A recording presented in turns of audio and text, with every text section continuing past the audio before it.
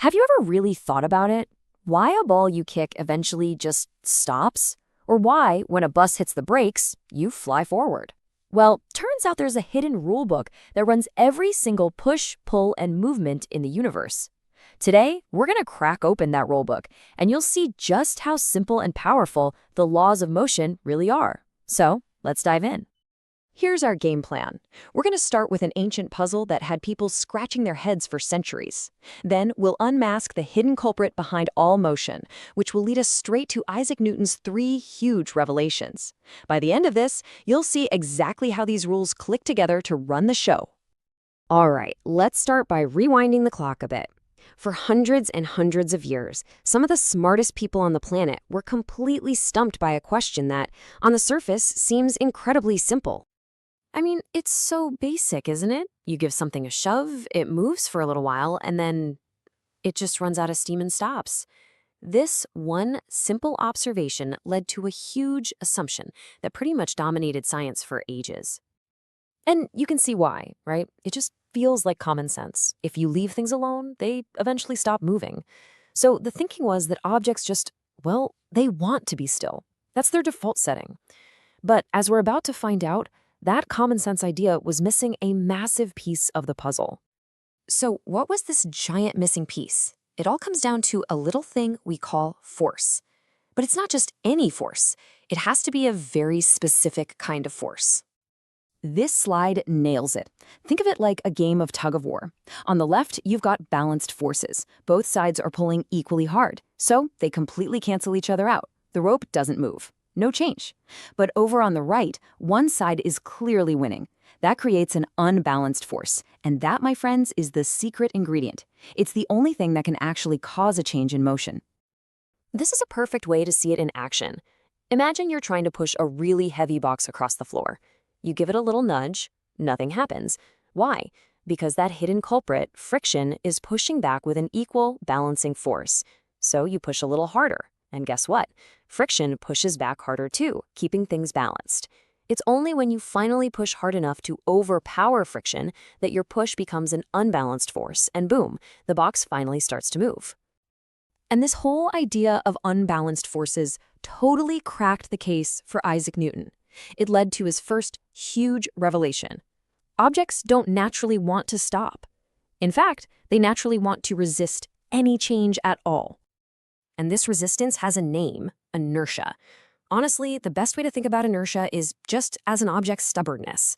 If it's sitting still, it wants to keep sitting still. If it's moving, it wants to keep moving in a straight line at the same speed forever. Unless, of course, an unbalanced force comes along and messes things up. Come on, we've all been there, right?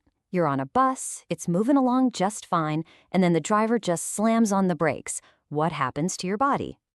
Exactly. That's it. The bus itself stopped because of the force from the brakes. But your body, thanks to its own inertia, it wants to keep right on going. That lurch you feel, that's you literally experiencing Newton's first law. It's not some weird force pushing you forward. It's just your body being stubborn and resisting that sudden change. Okay, so this brings us to a super important point. This stubbornness is something we can actually measure, and we call that measurement mass. The more mass an object has, the more inertia it has. It's why it's way, way harder to push start a train than a bicycle. The train has so much more mass, which means it has way more inertia, so it resists being put into motion a lot more. In a nutshell, mass is just the scientific way of saying how much inertia something has.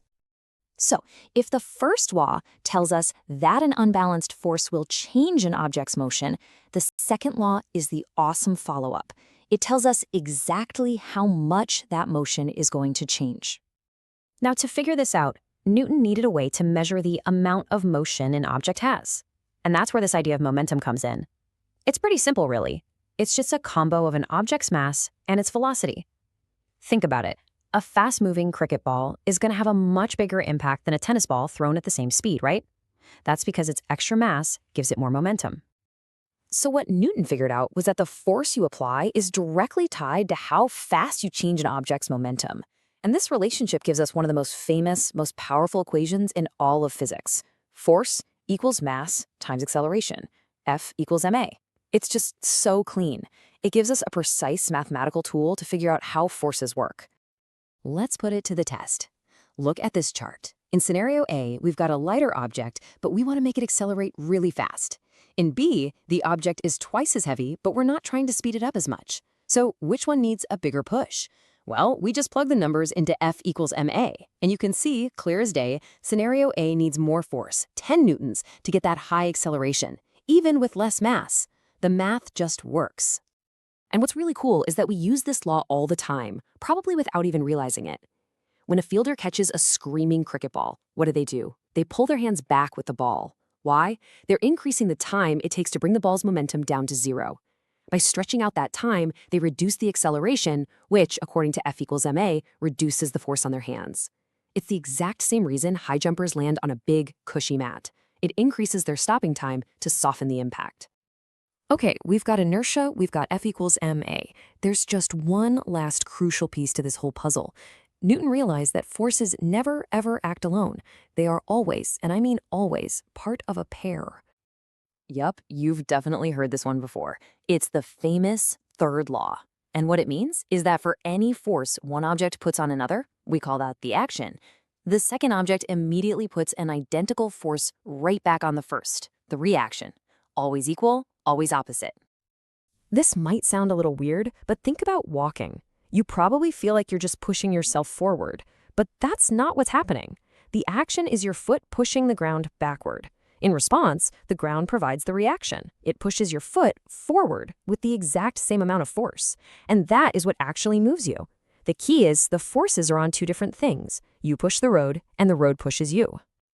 And once you know to look for this, you start seeing it everywhere.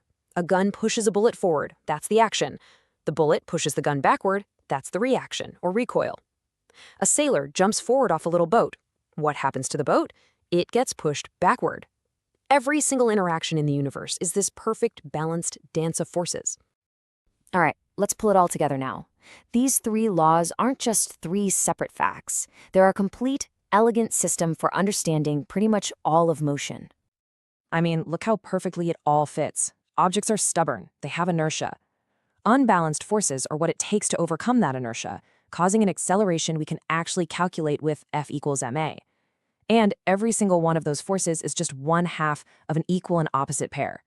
With just these three simple rules, Newton didn't just solve the old puzzle of why a ball stops rolling. He gave us the instruction manual for everything from a falling apple to the orbits of the planets. It's the bedrock of so much of our understanding of the universe. So I'll leave you with this question. From the chair you're sitting in right now, pushing up on you, to the way your phone stays on the table, these laws are happening all around you, all the time. The real fun is, now that you know the rules of the game, how does it change the way you see the world?